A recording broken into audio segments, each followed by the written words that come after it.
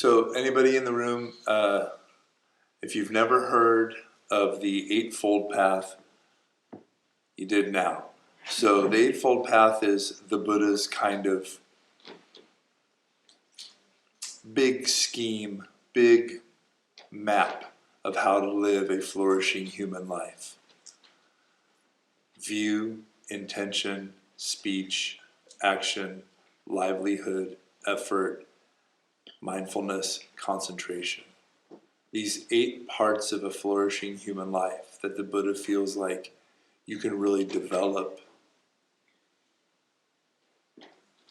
and bring a real beauty and nobility to it. There's a social aspect, talk about action and livelihood. Of course, there's a meditation aspect. There's a real moral and ethical conduct aspect. And in between the first and third spokes of this wheel, this Dharma wheel, this Eightfold Path, you can imagine in your head like a ship's wheel with 8 spokes. The first is view, a way of looking at the world. And the third is action. Is it or is it speech? Speech comes before action. Okay, it's speech. But it's in a weird sort of way. Remember, thoughts, words, and deeds are all under the heading of action according to the Buddha. We think about things and then we act on them. We say things and that sends things into action. Like how many times did you say something and you're like, oh shit, it's really going down now. So, wise intention. The word the Buddha uses as a prefix for all of these aspects of a human life, all of these 8 factors, is Samma, which you probably are more familiar with it being translated as right. Right speech, right action, right view, etc. But I don't like the word right. Right makes me think of right versus wrong. And anyway, the word that he uses, Samma, means whole or complete or all around. Even the way the word sounds, Samma, it's like the whole picture. So another way to translate would be effective or excellent or virtuosic, but I like wise. So wise intention. Everybody knows about intention. Even before, Instagram or Hallmark, or if you're old enough, Oprah, you talk about what's your intention. You're just going to set your intention. What do you want to do? What do you want out of this? What do you want to accomplish? You start thinking about it. And intention is the bridge between how we view ourselves and the world and people around us, and how we act in the world and upon them and to ourselves. It's this amazing, tiny, you could imagine like an hourglass. And it's that tiny focal point between, this is how I see this person in this situation, and this is how I'm going to act. You have a view, and then you get to choose. How do I want to be in this moment? What do I want my life to be about? What do I want this moment to be about? And think about a whole life. An entire life is made up of countless trillions of intention.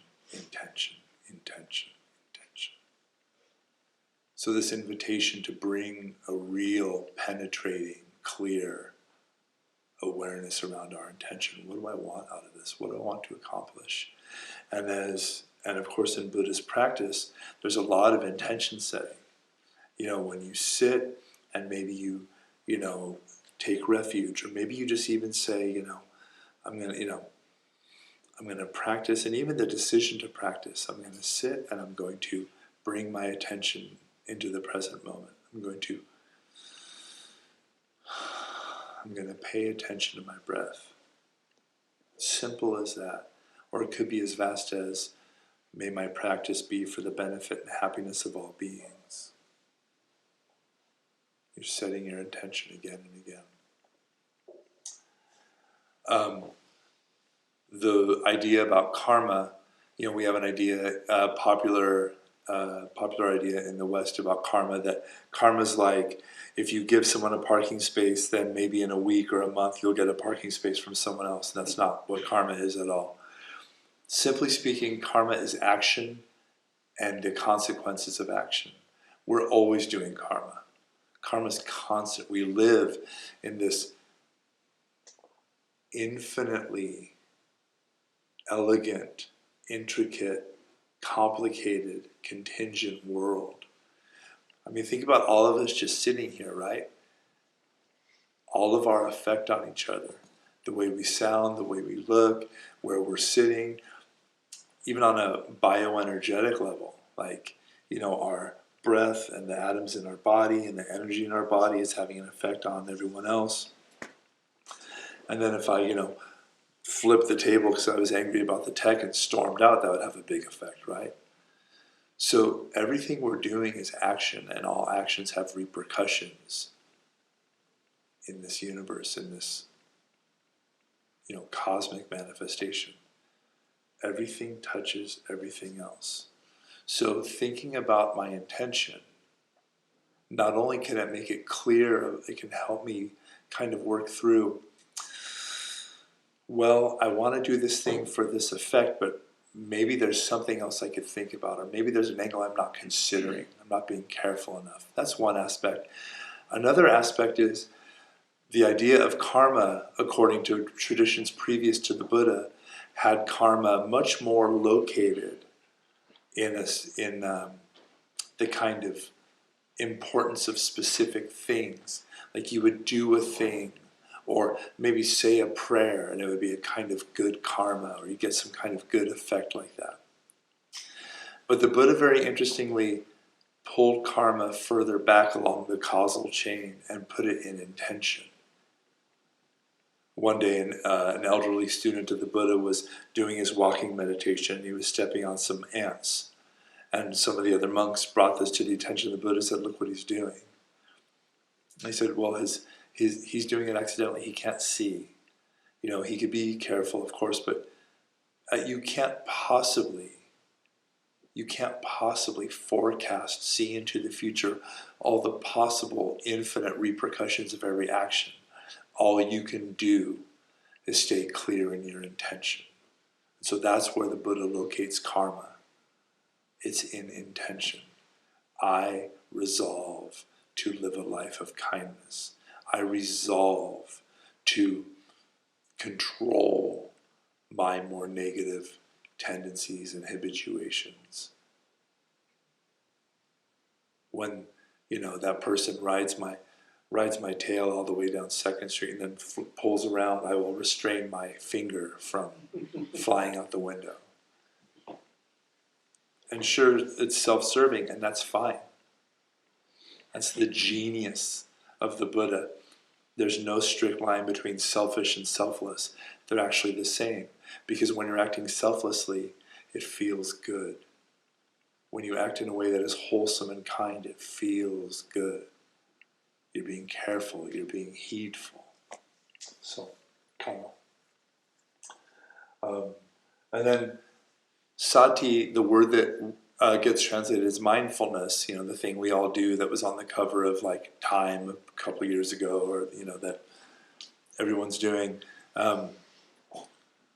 Mindfulness meditation, the word is Sati, and that word has an older root. The older root of that word is smriti, which means to remember. This is a really interesting thing. We generally think of mindfulness as, oh, I do mindfulness, or I do mindfulness meditation, or I don't know, I chopped the carrots mindfully so I didn't take my thumb off. Like, you bring a certain attention to what you're doing. But truly speaking, mindfulness is more of an all-over approach, is a way of recollecting, what am I doing right now?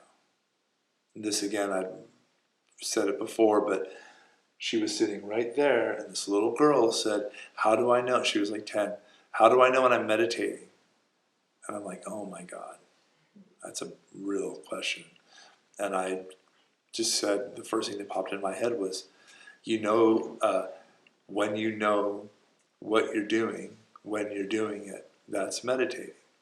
And that's The origin of that word, smriti, memory. What am I doing right now? Oh, right, I'm following the breath. What am I doing right now? Right, I'm restraining my more unwholesome, unskillful habits and tendencies so that I can be peaceful and cultivate a life of peace. What am I doing? ... Just that.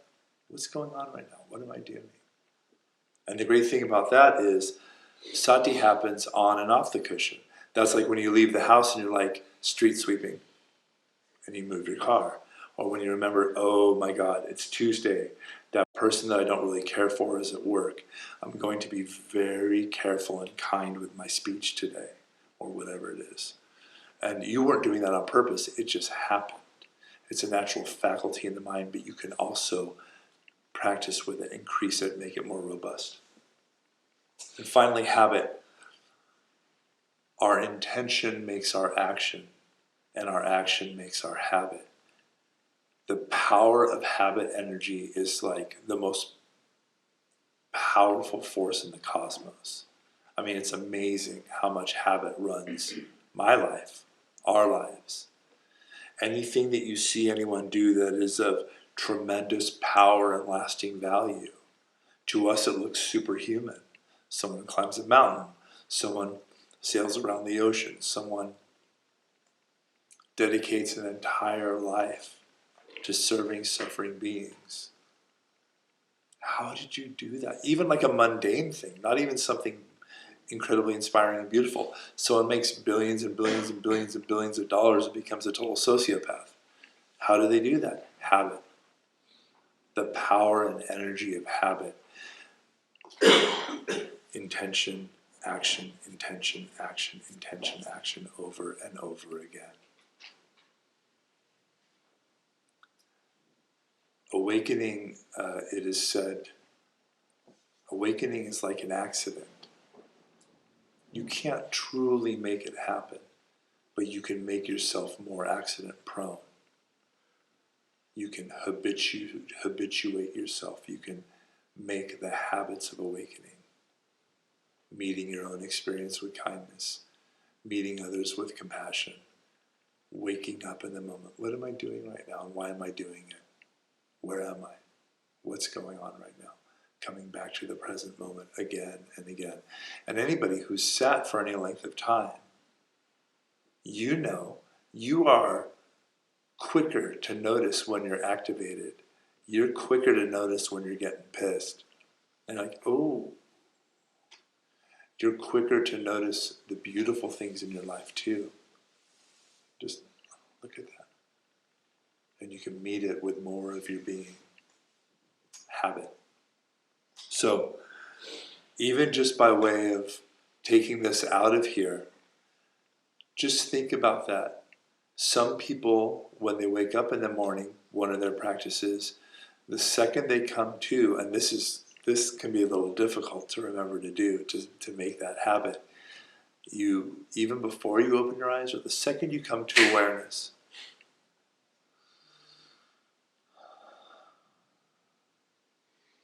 may this day be for the benefit and happiness of all beings, or whatever your intention is. For my part, I'm not as wakeful in the morning as that. So for me, it's when I hit the door and I'm about to leave, and I stop at the shrine, and I pray, and I chant, and I say, okay, here I go, old man. May all beings be happy. And I'm trying to set my intention for the day. So just think about a place in your life where you can actively, knowingly set an intention, because you are constantly acting. Karma is constantly happening. And if you're not paying attention, it's happening under the radar. And things that are under the radar, things that are in the dark, generally run the show. And then we're like, what happened? I'm just shocked. Who could have known that would happen? Well, you weren't watching. You weren't mindful. You weren't remembering what you're doing. And when I say you, I mean me. So I'm always shocked whenever I get in trouble in my life. I'm like, oh, who could have guessed?